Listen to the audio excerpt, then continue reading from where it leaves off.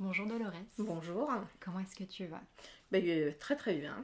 En plus avec ce soleil magnifique. Mais oui, c'est une super belle journée. Est-ce que tu peux te présenter avec tes mots, qui tu es et qu'est-ce que tu fais? Alors, je m'appelle Dolores, j'ai 49 ans demain. Ah, Voilà. joyeux anniversaire pour demain. Je suis monitrice auto-école, suite à une liquidation d'entreprise, j'ai dû revenir à mon ancien poste. La spécificité était surtout, c'est que tu étais, ou tu es peut-être toujours d'ailleurs d'une certaine façon, monitrice pour les sourds et malentendants. Je suis monitrice pour les sourds et malentendants, j'ai développé une langue des signes spéciale en plus pour les voitures, mais aujourd'hui je ne l'exerce plus. Ouais. Puisque dans la partie surdité, à partir du moment où on a quitté ce milieu-là, les sourds vous oublient aussi complètement. Donc c'est un monde complètement à part par rapport au nôtre. Est-ce que tu peux nous en dire un peu plus de ce parler un peu monde, de ce monde-là? même Oui, bien parce que je sûr. pense qu'il est très, il nous est très étranger en fait. En fait, il nous est plus qu'étranger puisqu'on est face à un handicap complètement invisible. On connaît le handicap physique, on le connaît par la publicité, on le connaît en voyant des personnes en fauteuil roulant. Mais le handicap dit invisible, ça va être personne par exemple qui va se faire, comme moi, agresser il y a quelques années, où j'ai quelque chose d'invisible mais on ne voit pas, on croit que je suis en bonne santé mais en fait pas tant que ça. Et puis là, on est face à une surdité, donc face à de la parole, où on pense qu'un sourd, on va lui présenter une écriture et il saura lire automatiquement. Sauf que dans le monde de la surdité, la majorité des sourds développent leur propre langue des signes et surtout développent leur propre dialogue entre familles, voilà, qui n'est pas du tout la même que la langue des signes qu'on a l'habitude de voir, et en même temps sont illettrés. D'accord. Donc c'est une adaptabilité constante. Voilà, donc en voiture, j'ai le souvenir d'avoir eu Alexandre, où sa maman, quand elle me l'a présenté, Alexandre, j'en frissonne quand je vous le raconte, j'en ai jusque-là, jusqu'aux cheveux. Alexandre, sa maman m'a dit, voilà, je vous l'emmène au permis. C'était un grand gaillard qui faisait 1m98, mais elle m'a dit, voilà, je l'inscris au permis, mais de toute façon, on sait qu'il n'aura jamais, jamais, jamais le permis. Aujourd'hui, je peux vous dire que je suis très fière de l'avoir accompagné durant 5 ans et aujourd'hui, il conduit, il est autonome et il a une langue des signes où on le comprend. Au début, moi, je ne le comprenais pas du tout. Et voilà, il essayait de me parler, mais je ne comprenais pas. Donc au début, j'ai dû l'envoyer dans une association pour qu'il apprenne le rudiment de la langue des signes. Et seulement après, il est revenu et j'ai beaucoup fait de dessins avec lui pour qu'il puisse comprendre la route. Wow. Et c'est juste magnifique. C'est clair. Et suite à ça, j'ai eu aussi les personnes dyslexiques, les multidys qui sont venus se joindre dans mon auto-école. Et j'aime ça en fait. Aider? Ouais. Accompagner? Aider, accompagner, coacher, mine de rien, moniteur auto-école, c'est ça. On sert de coach. Voilà, souvent je mets ça un match de boxe, on arrive à la fin, c'est le permis, et il ne faut pas capituler avant d'avoir fait le match, parce que le match dépend de beaucoup de choses. Donc, Et puis il y a tout un aspect émotionnel et psychologique aussi dans l'apprentissage de la conduite, c'est pas uniquement de la mécanique ou des réflexes, il y a toute autre chose à gérer, quoi. Exactement, et puis on fait l'aspect psychologique comme vous le dites. Donc je me suis aussi formée avec mon auto-école à ce qu'on appelle des séances de Tipeee, à faire de l'hypnose consciente pour évacuer certains stress vécus intra-utérin. Voilà, une jeune fille un jour qui était en conduite avec moi, il y a un virage à Bron où elle ne pouvait pas, on avait beau essayer, elle lâchait le volant systématiquement. Et en cherchant, on s'est aperçu que durant la grossesse de sa maman avait eu deux accidents à cet endroit-là. Et donc ça s'est répercuté sur sa conduite. Et ça, moi je l'ai senti et ça a été super. Et on a du mal à croire que la conduite peut... Voilà, les accidents peuvent handicaper des générations, voilà. Et en fait, je ressens des choses quand je suis en voiture à côté de mes élèves, ce qui fait que mes élèves se sentent vraiment à l'aise. Et puis en plus, moi, je fais beaucoup d'humour en voiture, donc je trouve qu'avec l'humour, on fait passer plein de choses. Voilà, donc et ça va vraiment tout seul. Alors, je dérange, parce que dans le métier, je dérange dans ma façon de faire, forcément. Voilà, mais bon, c'est moi.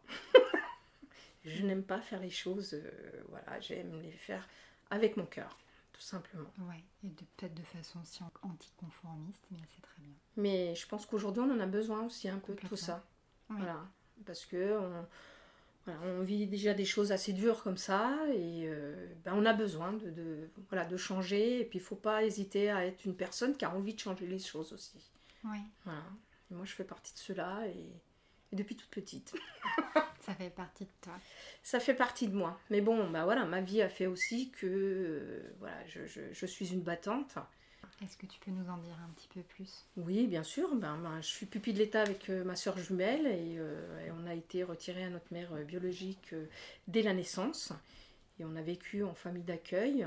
Jusqu'à l'âge de 4 ans et demi, on avait fait d'autres familles d'accueil. À 4 ans et demi, on a atterri dans une famille d'accueil jusqu'à maintenant et puis les familles d'accueil font que on apprend différentes choses et j'ai beaucoup protégé ma sœur.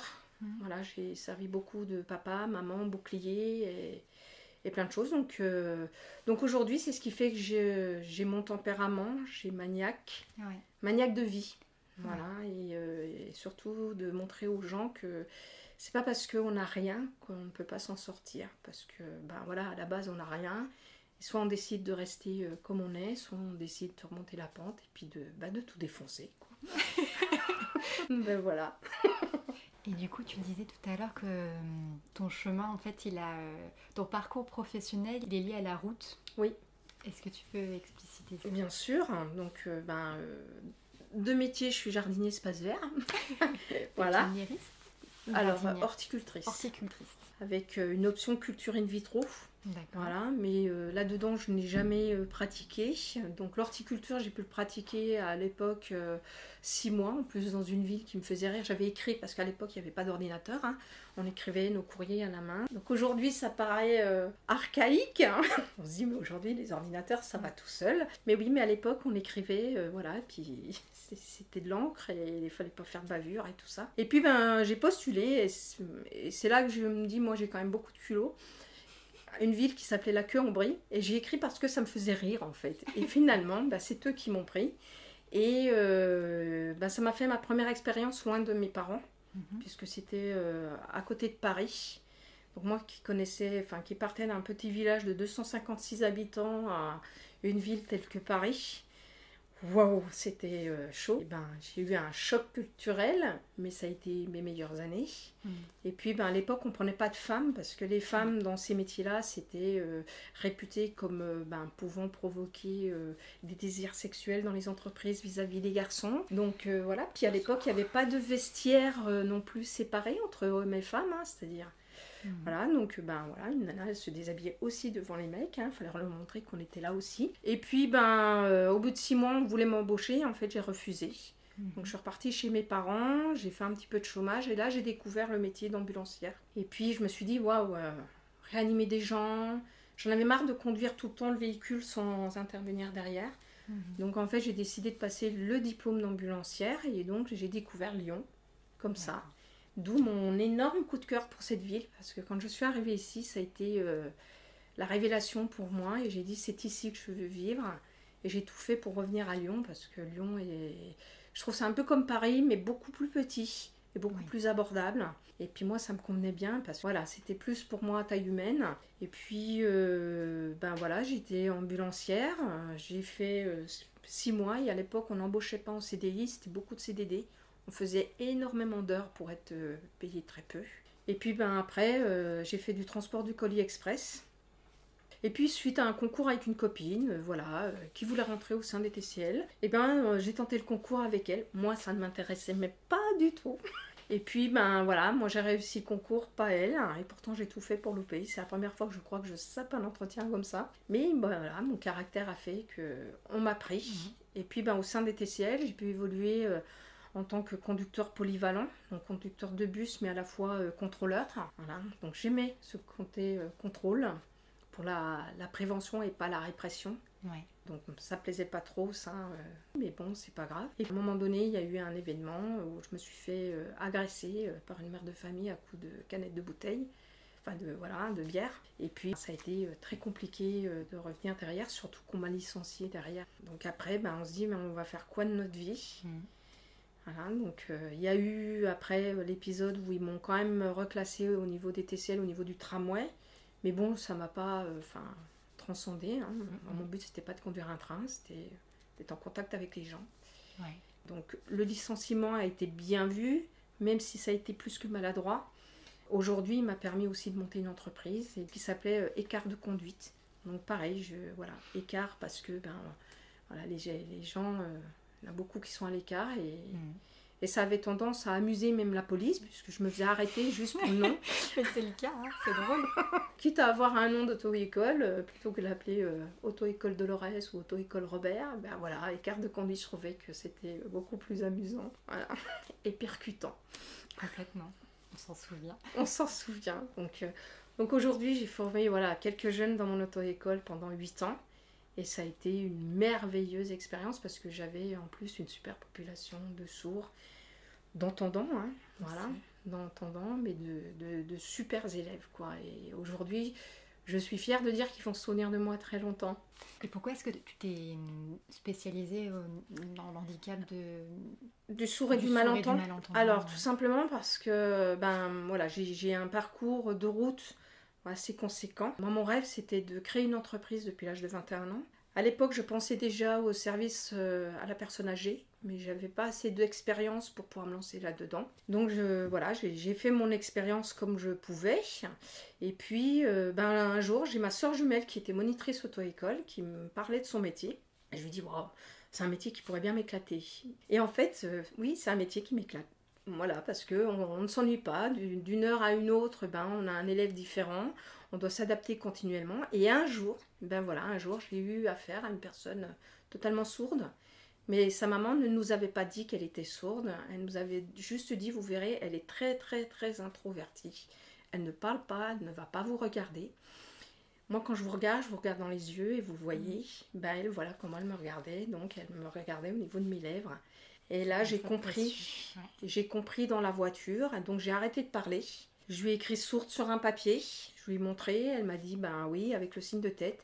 Donc là, j'ai eu grosse panique à bord parce que comment on fait pour parler à une personne sourde totale qui n'oralise pas? Comment on fait pour communiquer avec une personne voilà. Donc j'ai appelé ma patronne qui à l'époque m'a dit écoute, tu te démerdes, hein, sa maman a payé 1 heure, donc maintenant t'assumes. J'ai dit ok, écoute, à tout à l'heure. Donc j'ai fait comme je pouvais, tout par écrit, tout s'est très bien passé. Je ne lui ai pas fait ressentir mon stress, et pourtant il était énorme. Et après elle a voulu rester qu'avec moi, puisqu'elle a vu que je restais très posée par rapport à elle. Et puis ma patronne s'est vite sauvée du bureau pour pas me rencontrer. Donc j'ai appelé ma sœur en lui disant essaye de te renseigner s'il existe une auto-école pour sourds et malentendants dans la région, déjà à Lyon. Ensuite dans la région, et en fait, elle s'est aperçue que c'était très tabou. Oui. Voilà, parce qu'un sourd... Le handicap est tabou. Alors, le handicap est tabou, mais on s'est aperçu que le monde du sourd est encore plus tabou. Parce que, quand vous arrivez dans une auto-école que vous ne savez ni lire, ni... Voilà, on pense qu'on va vous montrer des papiers, on va vous montrer des images, ça y est, il va tilter tout de suite. Non, parce que la psychologie d'un sourd n'est pas du tout la même que nous. On nous éduque depuis tout petit, eux ils se forgent le caractère depuis tout petit. Alors par contre ils sont très très bons au niveau du permis. C'est les meilleurs que j'ai pu rencontrer jusqu'à maintenant. Voilà. Par contre le code c'est très compliqué pour eux puisque on a nos subtilités entre je dois, je peux. Voilà, est-ce que je passe, est-ce que je ne passe pas et pourquoi. Donc pour eux ce sont des petites choses qui sont compliquées à leur faire comprendre. Donc dans la salle de code, quand j'ai créé mon auto-école, on faisait beaucoup de mimes dans l'auto-école. Et la langue des signes, moi en tout cas, m'a permis aujourd'hui de pouvoir m'adresser à vous. Oui. Parce qu'il y a quelques années en arrière, je n'aurais pas pu. D'accord. J'étais extrêmement réservée, timide. On me mettait dans une salle, je savais exactement qui il y avait. Si vous demandiez aux gens, vous avez vu Dolores, personne n'était capable de vous répondre. Voilà. C'est vrai ? Oui, c'est vrai. Et donc, j'ai gagné différents concours avec cette auto-école. Et puis, ça m'a permis d'atteindre une certaine notoriété puisque les gens venaient de très très loin. Voilà, ils venaient de Corse pour passer le permis chez moi. Ah ouais. Ils venaient de la Guadeloupe, de la Réunion. Et la dernière venait de Mongolie. Voilà. Ah quand même. Pour passer juste le permis en France. Voilà, et repartir après avoir des notions de conduite. Et donc avec ces personnes sourdes, moi j'ai développé, en tout cas cette sensibilité sourde. Ce qui fait que quand je signe avec eux, ben, je n'entends plus de son non plus. Voilà, le corps s'adapte. On s'adapte à une société, mais notre corps s'adapte aussi à eux. C'est peut-être bizarre dit comme ça, mais tu dois être très fière de toi. Je suis super fière de moi. Même si ça a été très dur de liquider mon entreprise, aujourd'hui je ne regrette pas de l'avoir liquidée la veille du premier confinement. Là où ça a été très dur, c'est qu'elle a été vendue quand même à 1 000 € sur le trottoir. Et ça a été une pilule très compliquée. Maintenant, au niveau travail, aujourd'hui j'ai mon emploi de monitrice auto-école. Mais honnêtement, je souhaiterais faire du management ou de l'accompagnement. J'ai un atout, c'est mes mains et voilà, et la langue des signes. Et c'est vrai, si je pouvais en tout cas trouver autre chose, voilà, je suis peut-être pas diplômée là-dedans. Enfin, je suis diplômée en langue des signes. Je ne suis pas diplômée en management ou voilà, mais j'ai quand même des notions de formation, j'ai des notions de coaching. Voilà, donc il me reste plus que ces diplômes-là à obtenir ou quelqu'un qui prenne le risque de m'embaucher. Le risque, plutôt la chance. La chance, oui, mais bon, la chance, ça se provoque. Oui. Avec ton caractère, je pense que c'est complètement possible. Ben, complètement, voilà. Ben, je souhaiterais, en tout cas, j'en ai parlé avec Madame Fréry et Madame le maire, je souhaiterais, moi, mettre en tout cas ma vie sur un livre. Voilà, mais je ne sais pas comment faire et... Tu voudrais écrire un livre ? Ou en tout cas que quelqu'un t'accompagne. Que quelqu'un m'accompagne à écrire ce livre parce que voilà, j'ai ma vie personnelle qui est déjà très, très compliquée, mais où voilà, je m'en suis bien sortie et bien sortie aussi psychologiquement. Et puis derrière, il y a aussi toute ma vie de travail qui fait que ben voilà, la grosse agression que j'ai vécue au niveau des TCL, ça a été une grosse agression, quoi. Mais voilà, c'est aussi donner l'exemple à certaines personnes qui pensent qu'à partir du moment où il nous arrive quelque chose dans notre vie, tout est lâché. Ben non, il ne faut pas lâcher et il faut y aller, quoi. Enfin, puis à partir du moment où on ouvre la porte du positif, et ben derrière, tout découle en positif. Et très souvent, on voit la noirceur, voilà, mais il faut essayer de se décrocher un peu de tout ça, mais je trouve que la vie est belle. Bien sûr, et puis c'est donner une représentation d'un parcours, d'un chemin, et ça peut aider beaucoup de gens, je pense. Dis-moi, Dolores, pourquoi est-ce que tu avais envie de participer à ce projet des femmes de Lyon 5 ? Alors, pourquoi ? Parce que j'ai rencontré Madame Fréry, et puis c'est elle qui m'a recontactée après, donc elle m'a vaguement parlé du projet, et puis je trouvais que c'était un merveilleux projet. Quand on m'a dit, voilà, c'est sur le parcours de femmes atypiques, moi je me suis toujours classée dans les gens atypiques, par plein de choses, donc par mon caractère, par ma façon aussi de travailler et puis par qui je suis naturellement. Voilà, donc et je trouve justement aujourd'hui la femme a besoin d'être valorisée. Voilà, parce que il y a trop de métiers encore qui sont réservés aux hommes et je trouve que quand la femme arrive là-dedans, et ça fait du bien. Pas pour être féministe à fond, hein, je ne suis pas une féministe pure, mais je pense que j'ai cette âme au fond de moi quand même, voilà, par mon combat de vie. Et puis voilà, je trouve que l'égalité, c'est important. D'où l'importance de la journée des droits de la femme. Exactement. Et s'il y avait un mot que tu devais choisir pour qualifier ton parcours ou ce que tu ressens par rapport à lui, qu'est-ce que ce serait ? Moi, je dirais exceptionnel. J'adore. Voilà. Oui, parce que exceptionnel, parce que voilà, on a une vie, et puis faut la rendre la plus exceptionnelle qui soit. Et puis surtout, ne pas penser aux autres, mais penser à soi. Moi, j'ai compris en fait que pour avancer dans la vie, mais ça marche pour plein de choses. Quand on est en couple aussi, pour aimer quelqu'un, on peut aimer quelqu'un, mais si la personne ne vous aime pas en face, c'est pas la peine. Il faut d'abord s'aimer soi pour pouvoir aimer l'autre. Et je pense que ça marche pour plein de choses dans la vie.